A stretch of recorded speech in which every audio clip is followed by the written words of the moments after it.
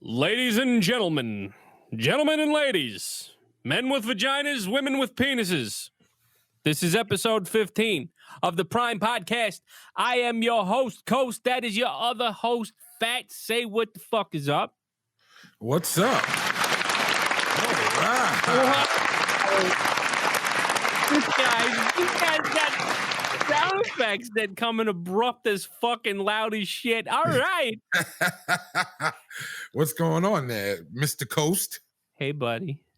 I'm just hanging out down here in my basement. I was thinking about buying an ice cream truck today. Right. Because I was sitting there and my wife wanted ice cream and my son and daughter wanted ice cream and the ice cream truck just wasn't around. And I was like thinking to myself, like, there needs to be more ice cream trucks in my neighborhood. It's a beautiful fucking day and there's no fucking ice cream truck. Well, ice cream vendors may be afraid of the COVID, He hasn't been. I've been seeing his motherfucker coming around every once in the blue, and every few days I see him. But today, he wasn't around. Oh, okay. Well, maybe he was servicing other towns near you. That's what I mean. That's what I mean. There's room for another truck in town. I would wear a hazmat suit and a fucking gas mask, and I would just go to town and serve the people ice cream and ice cream-related treats and candies until their little heart's desire, and it would be beautiful. Yeah, but maybe this guy's like a gangster ice cream vendor who wants all the smoke with whomever wants to come pushing like a good humor truck or another Mr. Softy truck through his blocks. I would G-check him because he's like an old Turkish dude. I'd tell him, listen, homie, I can make it hard for you or we could coexist. It's up to you. I'll find out where you park your truck and melt all your fucking ice cream. Wow. Would it deteriorate really into beef over ice cream? We would have an ice cream turf war. Are you kidding it? Yeah. If he wanted to smoke, first of all, I know he's the ice cream man. But I've been living in this town for a long time. I know motherfuckers would eat my ice cream. Right. Everybody looks at him like he's visiting. He's bringing the ice cream, so we welcome him with open arms. But he's not from here. You understand what I'm saying? Right. But he's still. The fuck was that? The levels of unprofessionalism are always right where we need them. Go ahead. He's still providing a service and a measure of enjoyment and joy to the town. I understand that, and I commend him for his services. But if I decided that I wanted to also serve, you think it happened once, you turn the fucking ringer off, but twice. Why don't you make it go another time? Listen. I've remedied the situation. You should have remedied after the first one. So. Yeah, listen, I don't want to have smoke with the other ice cream man, but if he wanted it, all I'm saying is it'd be hard for him to keep an ice pop frozen for a while. Because, I'm not with that. Yeah, but how would you go about sabotaging this man's business? I would first of all, I'd follow him home off his route one day and I'd meet him at the ice cream yard and I'd speak to him like a gentleman. Right. I would say, listen, we go as far as you text me in right before you go out in your ice cream truck, and I'll be like, all right, I'm on the other side of town. I'll see you in the middle. We'll have a cone. If he don't like that, fuck him, right? If I'm trying, if you obviously you couldn't serve the entire town today because you were nowhere to be fucking found. So on the days where you can't, right, I'll do the other side of town. Now, here's the thing. Do you have ice cream and water ice establishments near you?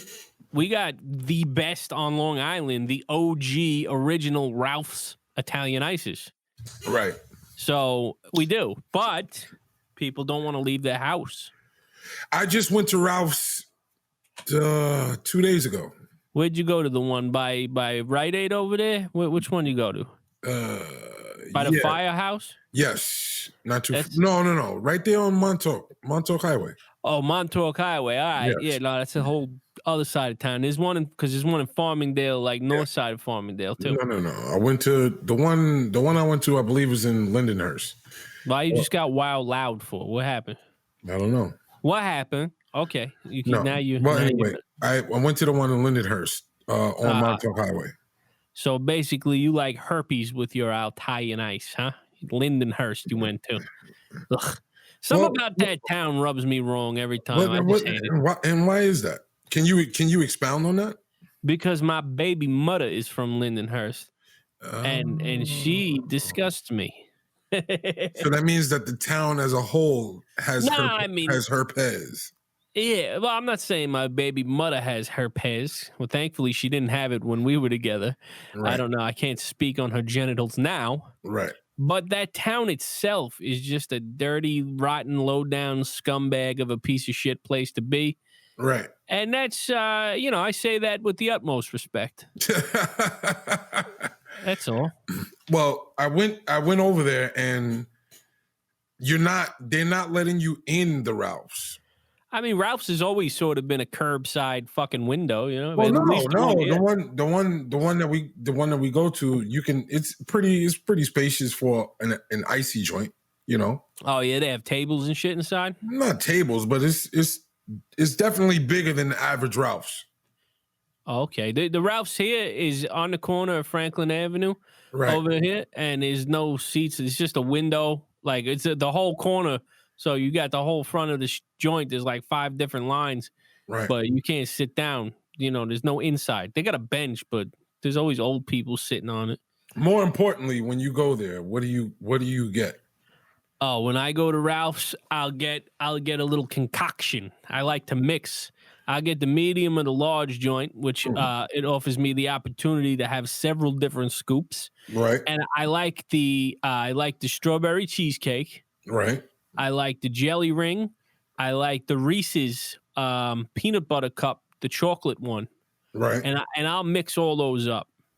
I don't do the fruit flavored ice. You know, I like the cream ice. What about yourself? I'm more of a water ice. I like the fruit flavored ones. I'm more of I knew it. And I'm all for like multiple scoops, but I don't really what flavors you going with? Because cherry? Here's my thing about cream ice. I know what you're gonna say. Why don't you just get ice cream? Bang! You read my mind. You know what it is, and that's because it's a real fat guy thing to say. That's why, because I think it myself sometimes. But right. you know what it is. It's like if you ate a cup this big, right? Let me show it to you. Yeah. Of ice cream, you would have a stomach ache real bad. If you eat a cup that big of water cream ice, which it still has cream to it, right? It's not as bad. It's like diet ice cream, in my opinion. Oh, okay. Well, no, but I don't know. I just like the flavors. If the flavors were like watery, I wouldn't like them. But they taste like fucking ice cream to me. Well, I like the water ice. Like I'm big on lemon is good. They have one that's called Summer Slam. That one is pretty good. That's like a grapefruit flavored. I just had one the other day. I had citrus twist, which was orange, pineapple, and lemon together. Your ice choices are horrendous, by the way. I mean, I'll if it's a hot ass fucking day, I'll do the fruit flavored ice. Always cherry, always rainbow. The watermelon is fucking fantastic. Right. Lime is sort of like a staple. It's very refreshing. Not lime, lemon, man. Lemon lime. Listen, here's the thing. My son never met a strawberry flavor anything that he didn't like. He's strawberry everything. My wife they have one called strawberry margarita. Yeah. That's pretty good. My daughter, everything she likes is like blue. So if it's blue, she likes it. It doesn't matter. It could taste like shoe leather, but if it's blue, she'll like it. And me, I also tried grape and green apple. The green apple is pretty good. Green apple's good. I've had that. Yeah, the green apple's pretty good. I mean, I don't know. I like the cream ices. So you got a whole family of fruity pants. All right. Yes, because when we want ice cream, we go to We go to Carvel. we go to Old Fashioned Ice Cream on Straight Path. Old Fashioned ice cream on Straight Path and what? Where is it? It's right off town. I don't know the cross street, but I know it's. You know when you get off the Southern State right there at Straight Path when it puts you right on Straight Path. Oh yeah. It's by 7-Eleven. Right over there. That place.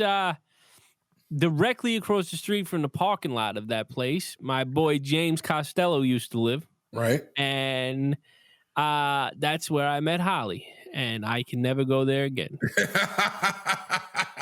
Yo, I've like ran you into Holly like twice just talking about ice cream.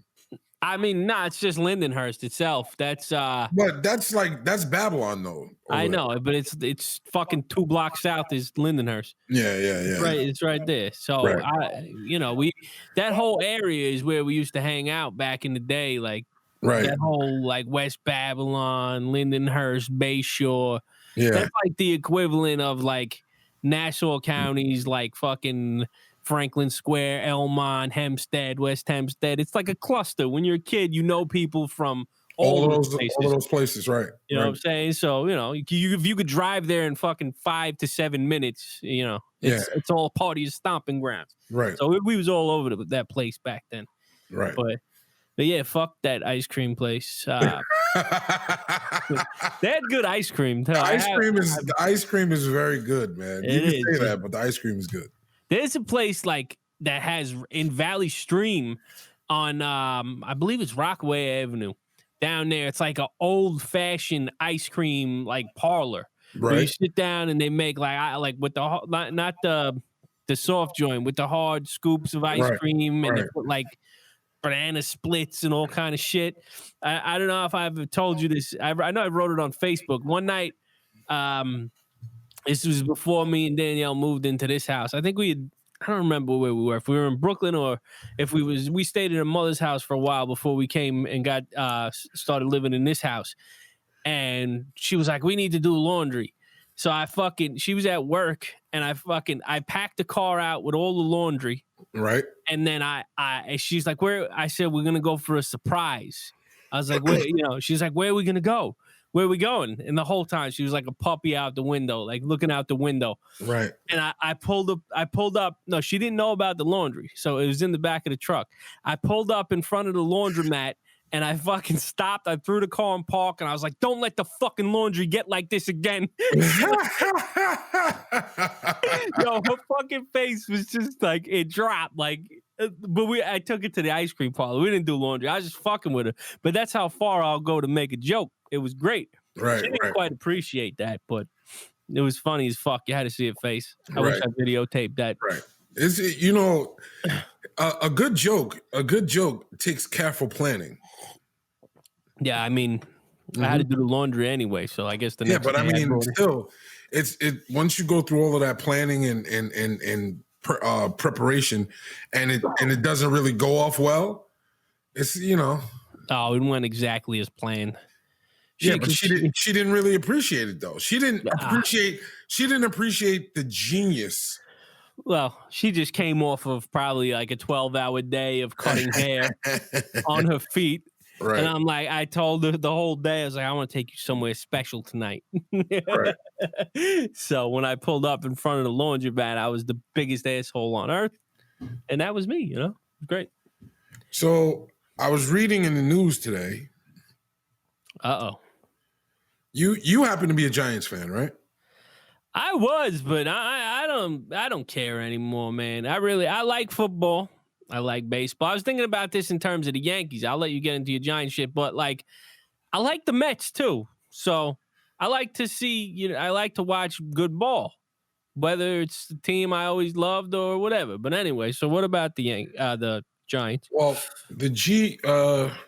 apparently this whole COVID-19, people not getting paid and all of this stuff is got these guys going crazy because DeAndre Baker, I believe he is a cornerback.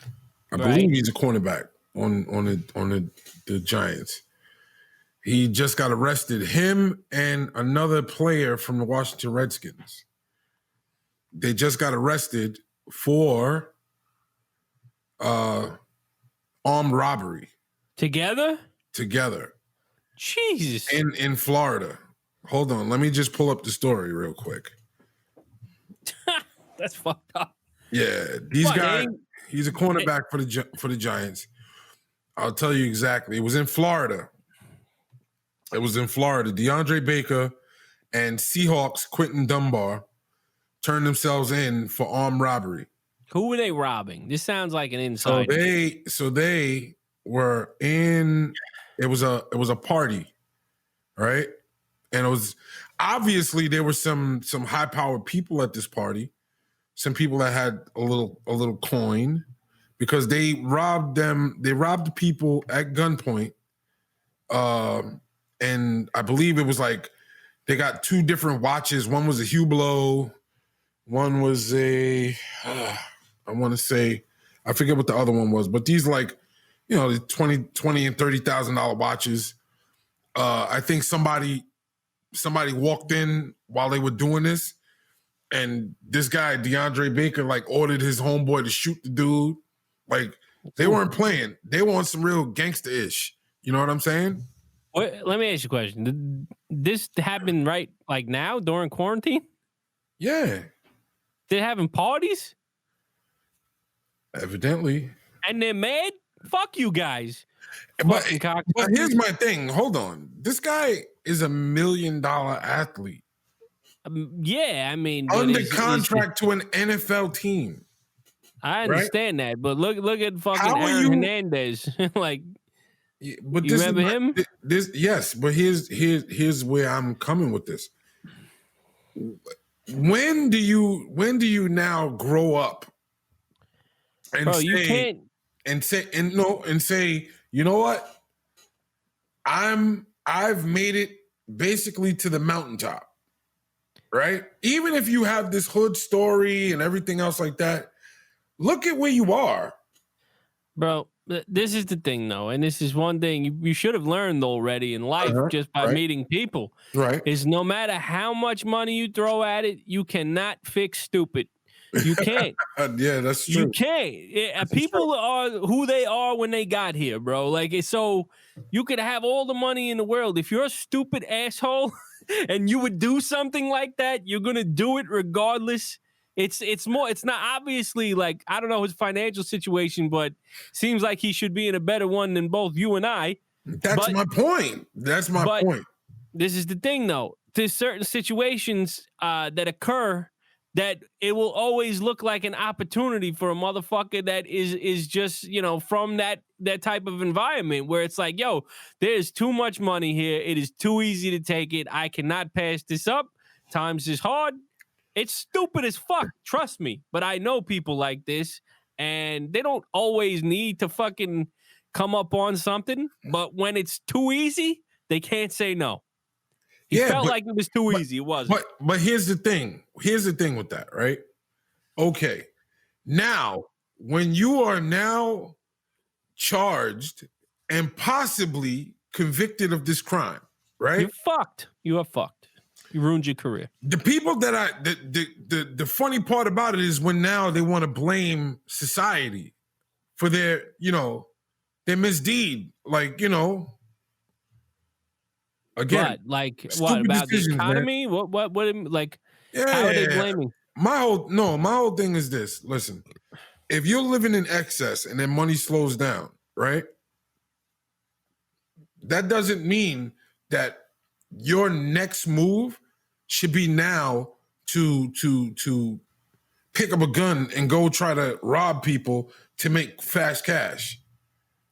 Obviously not. I mean, had it gotten that bad, though, you telling me that these guys were both broke on the balls of their ass with no money? Yeah, even here's my whole thing. Let's say you and I are like famous, whatever. Don't you realize that your profile is so high for who you are that even if you tried to do something stupid like this, somebody's going to tell on you. Beside that, I mean, let's just say you and I are you and I, and we stand to lose the. I mean, for most of the world, it's a great paying job that we have. Right. Like that should be enough motivation, right? Like, Most I should definitely. not do this because I can lose that. And Right. that is, I could bank on that, and this could make me fucking lose everything. Right. This is my whole point about not being able to fix stupid. Right. Like, I mean, you can't fix it, bro. Some people are fucking retarded. I was shocked and utterly appalled at like the stupidity in this decision. You know what I mean? Bro, and then stupid people get around each other, and it's like stupid with an engine on it. Like it's like they're like like they try to out gangster each other. Like, you know, who's like, I don't give a fuck. I don't give a fuck either. We both don't give a fuck. You know what the other part of it is? The other part of it is in this day and age of cameras and social media and everything else like that. Like stuff like that is like, it's already difficult to deal with when you're a regular person, but you're a high profile person. What did you think was going to happen? I mean, like I brought up before, the same thing with Aaron Hernandez. It's like you think, like you have so many people wiping your ass for you that you think that you could get away with murder, literally. Literally. But I know these guys didn't kill anybody, but he did, and he shot a dude in college ball when he was playing college ball, and it got swept under the rug. Who knows what else these fucking idiots did that just went away? You know what I mean? Like, right. I don't know, man. It's stupid. It's what a waste of an opportunity. But I mean, from the way this sounds, it don't sound like they'll lose their career over it. They didn't kill anybody, right? You know, I mean, armed robbery is a serious crime, but when you got money and a good lawyer and you play ball for a team that a lot of people like, it's, you know, it seems like you may get away with it. Now, see, I'm about to open up a very big can of worms right now. Right.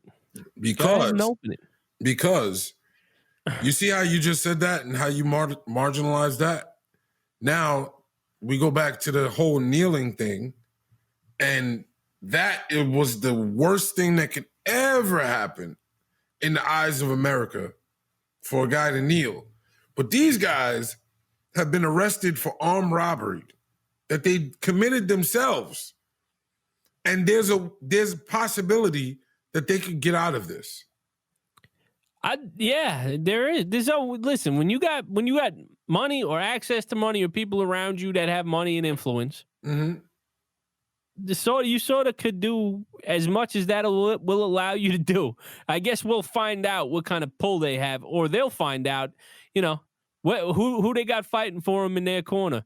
Did the Giants need them? I mean, does the Giants need whatever the fuck his name is? DeAndre Baker. Right. I don't know. How bad do they need him to start whenever football comes back? I don't know if he. To be honest, I don't know. I don't know how much of a marquee player he is for the organization, but let's just say he does have $1 million contract with this team. Right. I mean, if enough they paid him that $1 million, then it might be worth something to them to have one of their high-powered lawyers go take care of this bullshit so he could play. Or he might get dropped from the team, especially in light of that fucking Aaron Hernandez bullshit where this dude turned out to be a crazy, psychopathic fucking murderer. Like, you know, who wants to have that blood on their hands? You know, I don't know if the Giants are going to jump out the window to fucking protect this guy. Right. Who knows? Right. You know, I mean, yesterday we attempted to podcast yesterday. I just want to send a huge shout out to the power company in my town. We were about half hour into a fucking a podcast, and I thought it was just because we've been having trouble with the Zencaster that we podcast with. If you listen, you know what we're talking about. But I'm sitting here, and then just complete darkness. Everything goes out. I'm like, fuck. So PSE&G, you could suck my hairy ball bag, but it seems like they got it back together today. So as knock on wood. we were podcasting yesterday, I'm like talking, and all I hear is wow, and then your screen fades. So yeah, I heard that, and everything went black, and I'm in my basement, so when it's black, it's black. There's no fucking lights down here. I couldn't see in front of me, so I had to find my phone and turn on the flashlight. I went straight over to the breaker, tried to flick it back on, and nope, no power. So I go outside, and then my neighbor's standing outside drinking a beer with no shirt on. that's when I had you on the phone.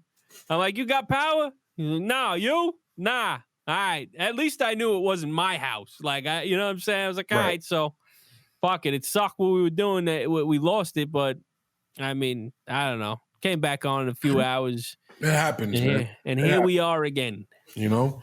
So here's the thing. Yesterday we were having a deep conversation, right? And we were discussing the Ahmaud Arbery situation. And that's right. Yesterday you brought up a interesting point about the fact that they had more footage saying that it was him lurking around in the house, and it was grainy footage and everything else like that. So I in turn sent you a link today about that whole situation, and that turned the person that they're talking about, it didn't even turn out to be him. It wasn't even him. The person that they're talking about. But this is exactly why the whole time we're talking about it, it's like, you know, you told me what happened. For anybody that lives under a rock and doesn't know what we're talking about the dude that was jogging, the black dude that got killed by the father and son, white guys. The father was like a fucking, they had him portrayed as a Ku Klux Klan member, ex-cop or something, right? What was he? Right. He was an ex-cop. So I've seen memes of him dressed in Ku Klux Klan shit at a Klan parade and then all this shit. But anyway, I was saying yesterday, like, I don't often form public opinions about shit like this because it seems like these fucking things, like, all I saw in that was the quick snippet of the dude running down the block and then him squaring up, and then the news version of it cuts off. Like, you don't have to see him get shot and killed. I know there's a longer play version of it. But then there was, like I said yesterday, there was a video of some dude on the property coming out of a window of a construction. And then people said that was him. But it's like, even just today, when you sent me these videos, it's like, okay, so I had said yesterday, I don't know nothing. I don't know if it's him. I don't know what the fuck the truth is. So either way, what you do see, that what you can watch looks fucking terrible. You know what I mean? So it's like, but here's the thing of what I sent you today was a news clip. It was an actual news clip, right? And the thing that was crazy about it is the surveillance photos, the surveillance video that they have shows kids from the neighborhood, shows white couples, shows people that just go. Nobody's stolen anything from this place. People have been just going through the construction site, and the guy that is supposedly this guy that they thought was Arbery was basically going there and getting water. So I guess he was jogging too. This must be a place where people jog, and he was getting water. Not stealing anything, but walking through the place. The owners of the property said that there was nothing stolen. So this is why it makes it even worse than what we were even talking about yesterday. But then you sent me the other shit where about somebody left a card there that said, "I wish I could have told you." No, I wish I could have stopped it. They said, wish I could have stopped. I'm sorry to him, and I wish I could have stopped it. I should have stopped those guys. And this is all the shit that makes me like, oh man, this is gonna play out like a fucking soap opera, like in the media. Like every time I think of shit like this, I think of like the George Zimmerman shit and like the coverage that was getting, and like they turned it. like it was more of an injustice to me to see how that played out because that motherfucker should be rotting in jail.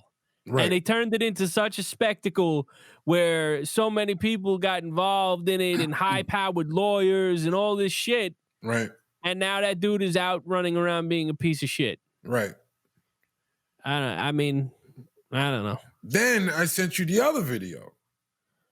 Yeah, that video was 40 minutes long, and I did not watch that video. I'm just saying you got the gist. The gist I saw the title, and it said, what did it say? Black truck driver comes to tears when white cracker won't let him leave. Some shit like but basically to sum it all up, the guy was delivering furniture to a gated community in Oklahoma, in Tiger King country. You know, this was Oklahoma where this was happening. Did you watch the whole video? Yes. At any point, was he like, if you don't get the fuck out of my way, I am delivering furniture, go fuck yourself? Well, this is how it all went down. This is what I'm trying to explain. How it all went down was he came into this gated community. Okay. Now, so they had a guard? No, it had a passcode or like, you know, it's like a key code. So you have to key it in. Obviously, the owner of whoever he was delivering to gave him the code to get in. So he drove this tractor trailer into the person that he was delivering the furniture to, delivered the furniture. Then he went and turned his truck around and he was on his way out. So when he was on his way out, the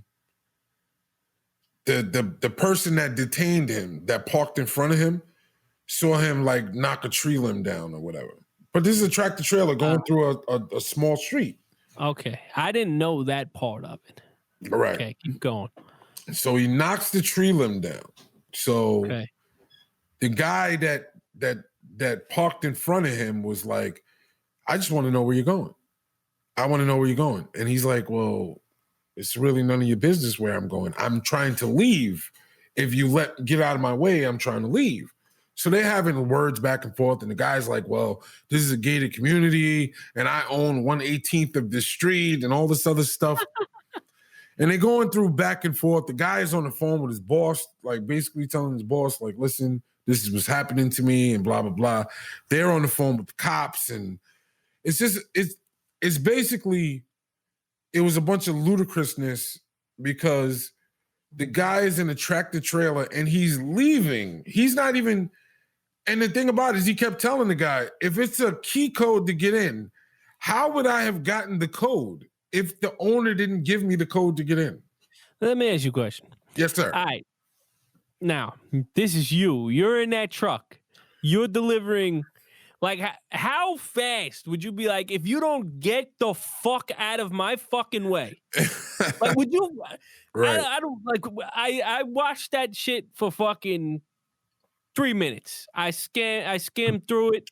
I looked at the fucking dude's body language that was standing by the truck. He just reminded me of the picnic bitch. Like, yeah, exactly. It's like, all right, so get the fuck away from me. Like, if you don't want there to be a giant problem, get the fuck away from me. Right. First of all, and the grass was there. I know it was a road, but it was wide open on both sides of the car that was in front of him. Right. Might have to get up on the lawn, but get the fuck away from me. Why am I engaging you in this conversation? Right. Well, see, here's the thing. From a black man's perspective, just him not engaging was him saying it was him knowing whatever he did was going to be magnified 100 times over. That's why when you said the shit about he hit the tree, now I don't think it's right, but I understand why this old fucking white dude is being a cunt. Now he has something to nitpick on to keep this dude here. So and now hold over his head. At this point, he pulled the branch down. So at this point, that's already nitpicking. Now, could you imagine if he rolled up on the side and went through the grass and left tracks in the grass? And it would have been a whole, like, and that's why it played out the way it did. How did it resolve? Like, did the cops come? The guy was on the phone with somebody. I don't know if it was the cops or whatever, and they told him like to stand down, and he backed up and let the guy go. All right. Yeah, they were like, "No, sir, you're being a fucking cunt. You're gonna have to let that man leave." Yeah, it was so funny because when I realized that it was in Oklahoma, I was like, "Oh, this is Tiger King country." You know what I mean? Tiger King. Yeah, that's. So, I heard they were making a movie about Tiger King, like and right. casting like actors and shit to play these people. Yeah, but I mean, here's the thing: they can't even make a movie that would even live up to the real life documentary. The documentary is like, come on. You wouldn't watch like Matthew McConaughey as the Tiger King?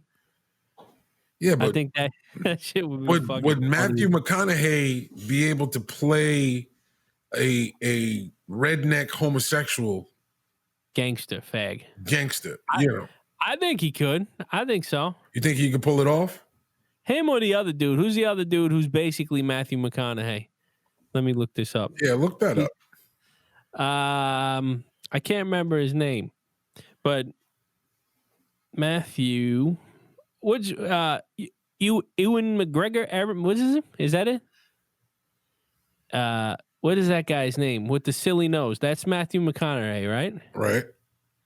There's another guy that I think is just like him. I don't know. Ewan McGregor? No, that's a different guy. Yeah, that's a different guy. That's a different guy. I don't know. Yeah, he's Scottish. I don't know. One of these fucking Hollywood types of fellas, they could play any, you get Nick Calhoun over there to play the Tiger King.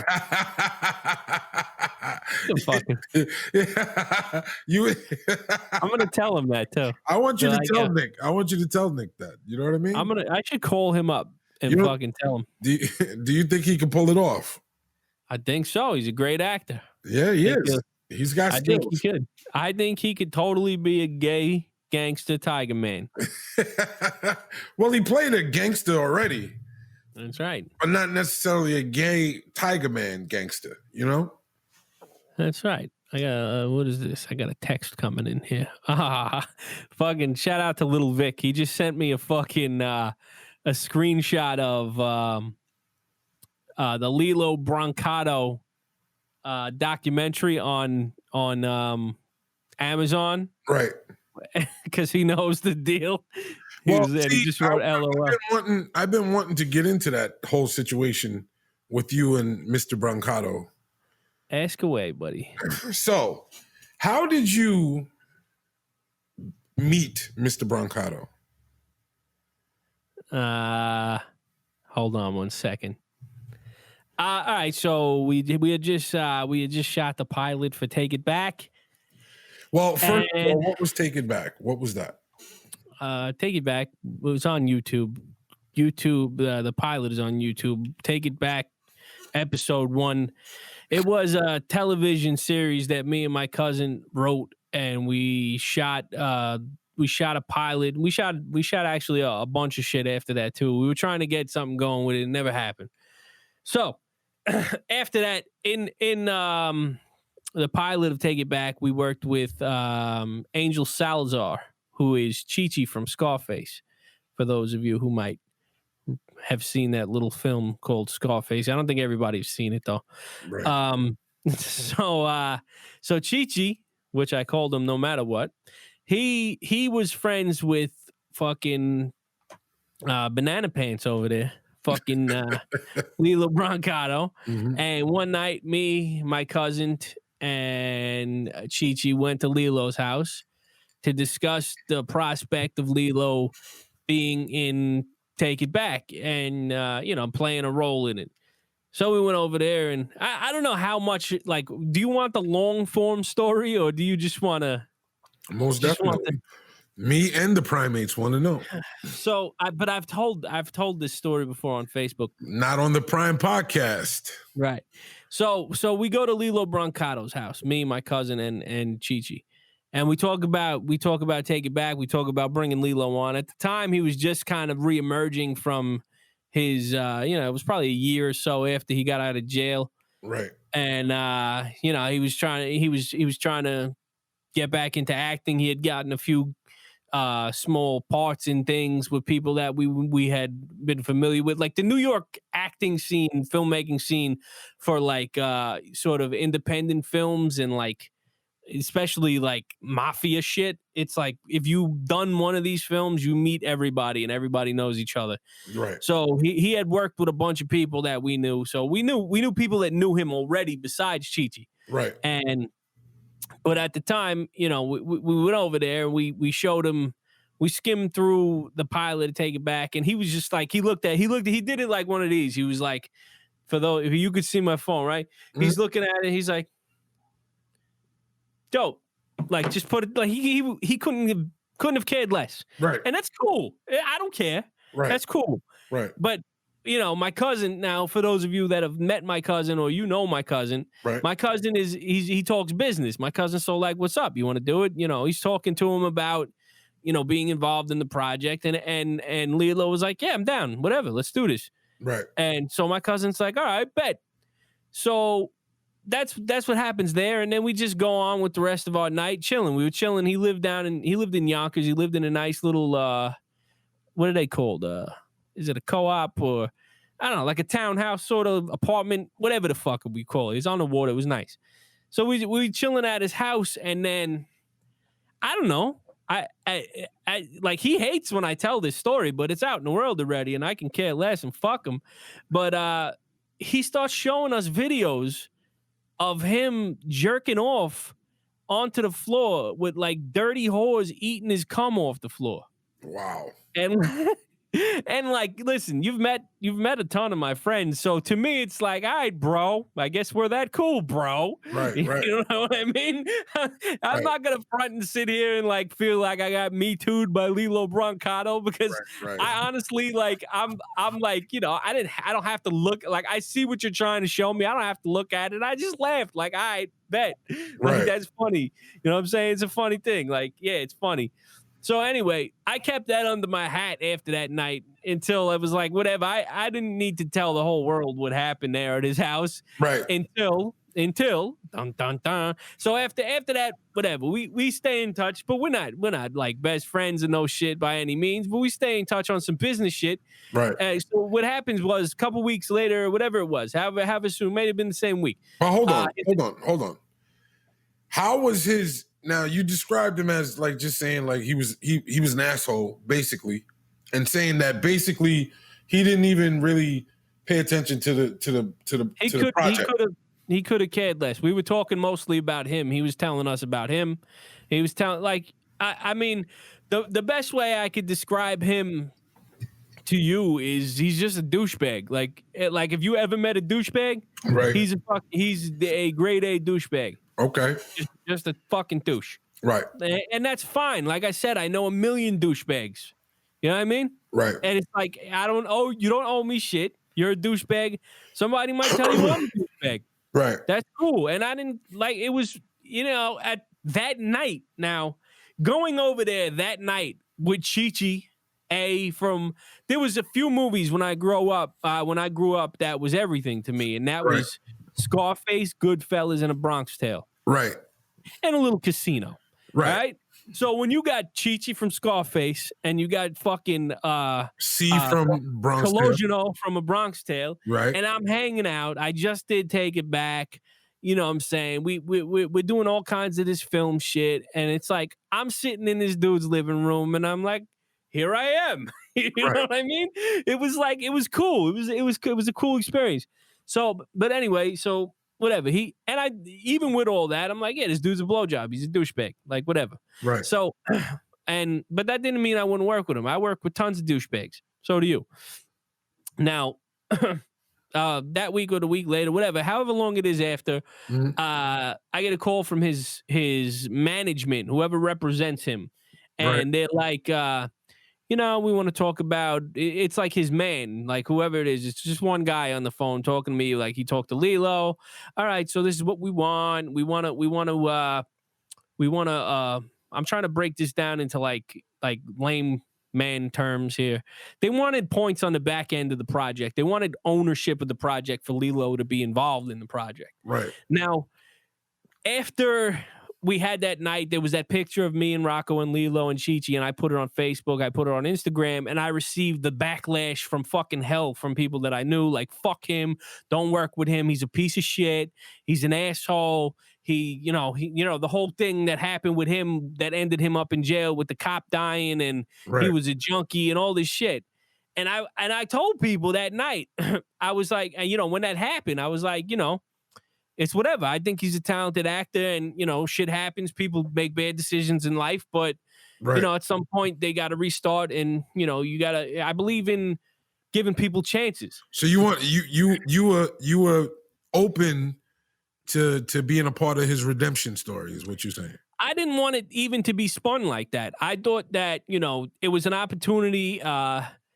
That I was willing to fucking work with him. Like, I didn't want it to be a part of a redemption. I just wanted him to be able to work as an actor. Like, I thought he was talented, and I thought he would bring something to the project, and I thought it would be dope. Right. Okay, so all of that happens. I get this backlash and shit. So then this backlash shit happens prior to me getting the call from his management. Right. So after I speak to the management, they bring up all the shit about the back end shit and all this money. He wanted to change the rate that he discussed with my cousin of how much he would get paid, all that. I was like, listen, bro, no hard feelings, but we're going to have to respectfully decline. And I wasn't a dick about it. And I was just like, yeah, no, that's not going to fly. Just on some business shit. The numbers weren't right for me to give it a go, because it was sort of him hinging the fact that he is him on like as if this was coming straight off of a Bronx Tale. You understand what I'm saying? Like it was going to do something for us to have him involved.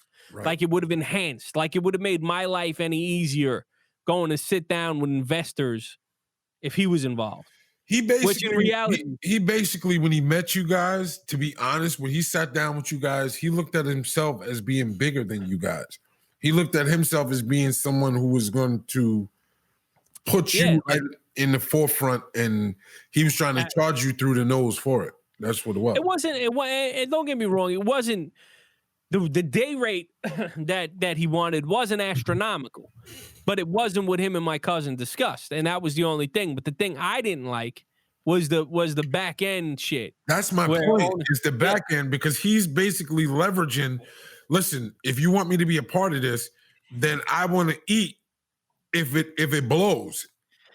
That's exactly what it was. And like I said, it was the business of it. Well, it just couldn't make sense. Besides him, we had a very large cast of people. We had Chi-Chi. We had Artie Pasquale from The Sopranos. We had fucking Calhoun, who was a working actor that got paid fucking SAG minimum. That's whatever. Like to hire a SAG actor on your set cost over $1,000 a day for somebody that gets SAG plus 3 or whatever. It's hard for me to break this down for people that don't understand. But you could be paying somebody upwards of $1,500 a day to be on set, and we had 15 dudes that could have got that kind of money if they wanted to press us for it. You know, understand what I'm saying? Absolutely. So for us to say that we had a fucking, for him to say that he wanted that kind of money, more than that, 10 times more than what these people got, if we were to get the contract that we were trying to get with that. And don't get me fucked up, nobody got paid an astronomical amount of money for doing Take It Back. So we didn't get there with it.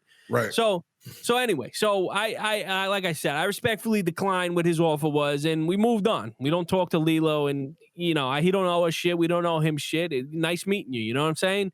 Right. So after that, we had, like I said, we had all these friends in the business that we had made along the way that worked on films, and me and Rocco, we were doing other shit. Like we would do film shit, behind the scenes shit. We would working with different people on different things, not necessarily being on camera, but, other projects. And we would meet people and they would be like, you guys met Lilo? Yeah, we seen him on the set of this film. And he said such and such. He said this, he said that. And shit would be getting back to my cousin, because my cousin's from Yonkers. He's from, he lives in Yonkers also. And he knew like street people from there, like that knew Lilo, that Lilo knows guys too, that my cousin knows. Right. And shit would be getting back to my cousin about what Lilo said about us. And so apparently Lilo was running around just bad-mouthing us and our film, our show, and whatever. So months later, now, it may have even been like a year or so later, there was this Instagram page called Mafia Chronicles, right? Right. And they had a bunch of followers. We followed them. He followed them. Lilo followed them. And they had posted some screen grab of Take It Back and with a whole write-up of it and whatever. So Lilo goes under this. Lilo Brancato goes under this fucking picture that the Mafia Chronicles post and just badmouths the fuck out of us. Like, fuck these guys. That project is garbage and blah, blah, blah. Whatever the fuck he said.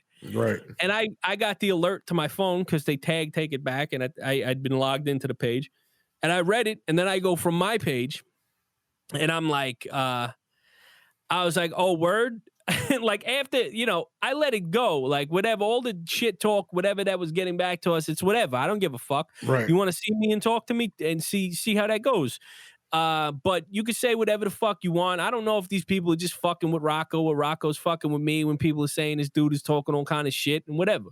Because to my understanding, all I did was come to your house and give you an opportunity and watch video that you showed me of yourself jerking off on the floor and making some disgusting bitch eat it off. Right. Like, my bad. So, you know what I mean? So then after I read this shit, I was like, you know what, Lilo, that's funny that you should say that, talking all that shit, because, when we were in your house that night and you told us that you were down to do it, the night that you was showing me them videos of you jerking off on the floor with dirty, disgusting looking bitches eating it off, you was sort of singing a different tune because there was money involved, right? Right. Not even after I clicked send on that shit, 35 fucking seconds later, my phone rings. Yo, bro. What's up, bro? Really? How you gonna write some shit like that on the internet? I'm like, how am I gonna write some shit like that on it? I'm like, I was extending you this courtesy of not saying anything bad about you because you weren't saying bad things about me on the internet. But since you felt like you could go on there and type all kind of crazy shit about me and my cousin and fuck our project and fuck us, right, then fuck you, motherfucker. Like, I don't owe you shit. I'm telling the fucking truth. I ain't making this shit up. Like, facts. This is what happened. Right. You know what I'm saying? Mm-hmm. Like, we didn't do nothing to you. You just didn't like us. You didn't like our project after I told you I didn't like your deal. Right. So what the fuck you mad about? So basically, he saw the comment that you put and he caught feelings and then called you up. Instantly. Okay. Instantly. And for those of you, hold on a second. For those of you that think this is bullshit, hold on a second. All right. This is completely random. 1, 2. Look at the number that's 4 down there. Right. Lilo Brancato is in my phone. Right. I didn't show his number. It's just he just brought this story up. I'm not just making this up on the fly. Like, I know the guy knows me. He has my number. He calls me the second I post it. And is like, what the fuck, bro? Right. What kind of person are you? Like, what kind of you heard the story. You heard exactly what happened. I'm not making this up. Like, I'm telling it to you the way it is. Should I withhold the information about him being a piece of shit after he tries to, for no reason other than that you didn't get the deal that you wanted, badmouth me and my cousin? Yeah, but he swung on you first. Yeah, but do I owe you? Like, did I ever, like, if he's like, what if my girl sees that? I didn't know you had a girl. You were showing me videos of you. I thought that you was just. So he was trying to say that you were putting him in a bad spot because you were saying negative things that he showed you. Yeah, so he's like, how are you gonna put? So how are you gonna write that on Instagram? What if my girl sees it? I'm like, I don't know you're fucking. He's trying to say you broke the bro code, man. But he's not my bro, and I don't know nothing about his personal life. All I know is you're sitting here spitting that dirty Mac game on me, so I know you're a disgusting piece of shit. Here's how. And that's where did it go from there after that phone call? After that phone call, it was that phone call, and then apparently. Well, how did you end that phone call? I was like, he's talking whatever shit, and I'm like, Lilo, are you still down over there by the water in Yonkers? Because I'm in Yonkers all the time. Like, let's talk about it. Let's do whatever. And he was just like, he's like, hold on, bro. I'll call you right back. You going to be around? I'm like, I'm always around. Like, you could call me whenever you want, Lilo. And he hung up the phone, and it ended there with me and him. Like, me and him, I haven't spoke to him ever again. Right. But Rocco and people Rocco knows. My cousin is the nicest guy in the world, but he has all time probably the worst temper of all people I've ever met. And with like, and my cousin he's about my size, but he works out all the time, and he's got big muscles, and he's crazy, and he's got a big guinea face with a crooked nose, and he didn't get the crooked nose from planting flowers, right? Like, you know what I'm saying? He's like a Golden Gloves boxer back in the day. Like, he's crazy. He don't fucking care. He's like a fucking meathead. Like, if you fuck with him, he's just gonna beat the shit out of you. So that's what he was looking to do to Lilo. So I don't know. There's some after that. It was like some kind of back and forth exchange between Rocco's people and people that knew him, and then we just got to the point where it was like, just forget about it. He's a pussy. He ain't want no kind of smoke. It would have been like Rocco beefing with his people, and Rocco's people were like, those people are our people, or whatever. It was just like, it's stupid. It's over nothing. It's over bullshit. It's little internet bullshit games, and fuck them. Moral of the story is just like, I don't know. Industry people are not your friends. You're not making friends with nobody. Business is business. Keep business business. Make money deals on paper. Get agreements from people. But don't let people muscle you because they think who the fuck they are. And don't ever let people that think who the fuck they are get anything out of you that you're not willing to give. And when people talk shit about you, talk shit back. That's all. Yeah, I don't know. Because the thing is, man, like when I brought it up to you before, you were telling me that it was a tense situation. You know what I'm saying? You know. Yeah. You know, I told you, you know, it was a tense situation, and I was like, you know, the whole take it back situation is like, that is even like a whole nother situation going on. Like, the backstory with that is how y'all ended up dealing with that and getting to even the score. You know what I mean? I mean, it just gets to the point in life. Me, mostly with everything I do, is like, all right, if this is like, you got to take things as like steps in life.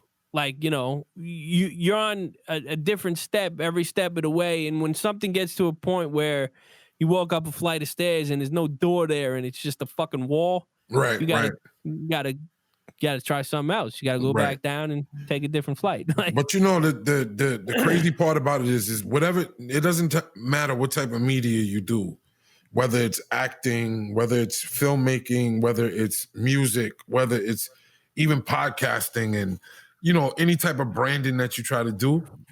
It's just that it's like, for you to do your thing, there's always people out there that either A, want to dangle the carrot in front of you and say, you know, I'm down to help you, but because they're trying to like leverage for the future, like he was trying to do, like, you know what, I'll get down with you from the ground floor, but I want X amount of % in the back end for when you start to actually generate whatever it is you generate. I mean, fortunately, that could never happen again to me and my cousin. We've seen it all. Right. I don't want to say we've seen it all, but we've met so many different people. Because there's no way either me or him is getting involved with anybody if the business side of it is not correct. Because that's the one thing you'll learn making films in this industry, trying to make films and do this shit. Like, you're gonna meet a million people that just talk a good game, and they talk shit and they tell you whatever. But the one thing you could look at, and it's not like me and my cousin have done a great deal of shit, but the shit we've done has been great and big. It's been out of the reach of so many people that try to do the shit that we do, and we've done it more than one time. And it's like, if you haven't done that, I'll take everything you say with a grain of fucking salt. Like, because what could you tell me about what you're trying to do if you've never even done what we've set out to do multiple times? You know what I'm saying? We know every aspect of what we're trying to do. And even the shit we haven't, like, you know, we want to have a film that comes out into theaters that's on Netflix or I mean, even the score we plan on having on Amazon Prime, and before the world stopped being the world, we were going to have a theatrical release of it locally, because obviously we don't have these big dollars to promote it, and it costs a lot of money to have a film in movie theaters without having a budget to promote it. But like I said, we're not jumping out of the window at any opportunity that anybody throws us without sitting down and reading a contract and sending one back. Is the moral of the story? It's like, yo, you know what? You know what I was thinking about as far as like the movie thing that you were talking about, the releases. You know what I was thinking? I was having this conversation with my wife, and I was saying that in the way that the world is moving after this pandemic, this time when everything starts to wake up and go back to whatever the new normal is going to be, this whole thing has breathed new life into drive-in cinemas. Yeah, I mean, it sounds like you've been talking to Rocco. No, I'm dead serious, man. He's right. He's right, man. He's just excited. It's a different, my cousin, there's a different, like if me and my cousin were both like my cousin, right, there's no way we wouldn't fucking make some crazy shit happen. Right. Because my cousin, my cousin doesn't have any kids. He's married. He has a job and shit, but outside of filmmaking, but he doesn't have other distractions. Like, he is just laser focused on making films. Right. That's it. So when this shit happens, it's just killing him. The fact that he can't move around and scout locations and meet this guy over here and have a coffee with that guy and talk about using his place 6 months from now, whatever. Like, this shit is killing him. Right. But it's giving him this time to think, and now this shit about drive-ins starts coming up, and he's like, we should aim to do the release of even the score of the drive-in movie. And I'm like, yeah, that's great. I mean, but these drive-in films, they started talking about it over here in Astoria. I think it's Alpine Diners has it, and they're sold out already for months. Like, so who's gonna let us put our film? And they're playing like Sandlot. So who's gonna let us take our film that nobody knows about, right, and put it on that screen? And I guarantee you, Rocco's gonna come back to me. He didn't say this, but like in a month or so, like, I found a giant lot, and we're gonna put up a screen, and we're gonna charge people to get in. Well, I mean, there's a couple of drive-ins up in Westchester, around in Brewster, if I'm not mistaken. He said there was. But this is what I'm saying. This industry, which was on its last leg and pretty much dead, is now revived. With this whole. The streaming industry, I'm sure, has never done better, and I wish that we had this film ready to go right now. Right. But we don't. And I think that's the one. This business will stand the test of fucking time because of shit like this. Like, if this is going to be a new normal for people, then the one thing they're always going to need is like the entertainment. So it's right. But here's the other part about it is, like, now, even with, when do we start running out of films that were filmed when things before COVID? Because now, shooting films is a whole nother aspect of it. They're still shooting shit. I still get casting breakdowns and shit. They're still shooting. They're shooting with full crews and everything else. However they're managing it, I don't know. Wow. I don't know how they're doing it. I obviously I'm not doing any of it, but I still see breakdowns come out for casting and crew shit. So right. I don't know if it's for in the future or for right now or however they're handling it. But even as this shit eases up, there's other states besides New York and California that were way more relaxed than here. So right. If there's a will, there's a way. You know what I mean? Well, to be honest with you, man, again, it is definitely something, like I always say, people only see the lead up to you blowing. They don't never see the whole, like, they'll see like what Jerry Robinson was saying, that 11 months, Yeah. people only see the 11 months. They don't see all the years that came before that 11 months. You know what I mean? Yeah, I was having this conversation with somebody hit me up on Facebook and asked me how they could sell a TV show. And I broke it down for them, but I'm like, at the end, I was like, bro, me and my cousin have been doing this shit since 2013. You know what I'm saying? So right. If that's any indication, if you're willing to put in that kind of work, by all means, get it popping. Right. You know, we did this basic shit. I mean, basically this shit out of love, because that's, we're not making money like that off of it the whole time. Like here and there, we'll get money, we'll get, budgets to do shit. But it's like nobody's getting rich over here trying to do this shit. So, right.